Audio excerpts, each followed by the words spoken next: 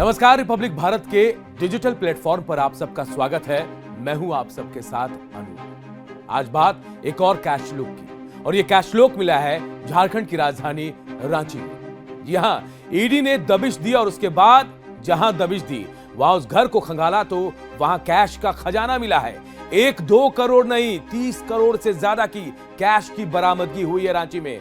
और ये बरामदगी जो हुई है, झारखंड के ग्रामीण विकास मंत्री जो हैं आलमगीर आलम, उनके ओएसडी जी हां संजीव लाल के सहायक के घर पर, यानी उनके नौकर के घर पर यह छापेमारी हुई। इसके अलावा कई और अलग अलग ठिकानों पर भी छापेमारी चल रही है। और सबसे बड़ी बात देखिए, सिर्फ 30 करोड़ ही कैश नहीं मिले हैं, भारी मात्रा में गोल्ड और ज्वेलरी भी यहां मिले हैं, जिनको गिना जा रहा है, उनकी कीमत का अनुमान लगाया जा रहा है। इससे पहले भी हम आपको बता दें, झारखंड का ऐसा इतिहास रहा है कि जब भी यहां ईडी की दबिश पड़ी, खजाना मिला है।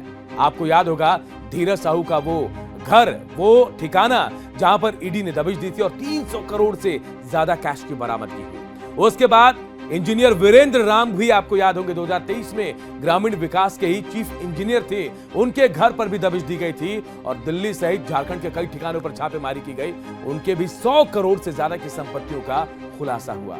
और अब एक बार फिर आज ईडी की दबिश हुई, और ईडी की दबिश के बाद जो कनेक्शन सामने आ रहा है उसमें यही कहा जा रहा है कि इंजीनियर जो वीरेंद्र राम है, उनके ठिकानों से जो का दस्तावेज मिले थे, उनका कनेक्शन कहीं ना कहीं संजीव लाल से जुड़ता हुआ मिल रहा है, क्योंकि ग्रामीण विकास विभाग में वो चीफ इंजीनियर थे वीरेंद्र राम, और ग्रामीण विकास विभाग के मंत्री के ओएसडी संजीव लाल हैं। संजीव लाल जेपीएससी के बड़े वरिष्ठ अधिकारी हैं, यानी झारखंड प्रशासनिक सेवा के अधिकारी हैं, और इससे पहले वो बीजेपी के एक मंत्री के ओएसडी भी रह चुके हैं, और अब वो ग्रामीण विकास मंत्री जो है आलमगीर आलम के साथ जुड़े थे। ऐसे में सवाल ये उठ रहा है कि आखिर ये पैसा है किसका।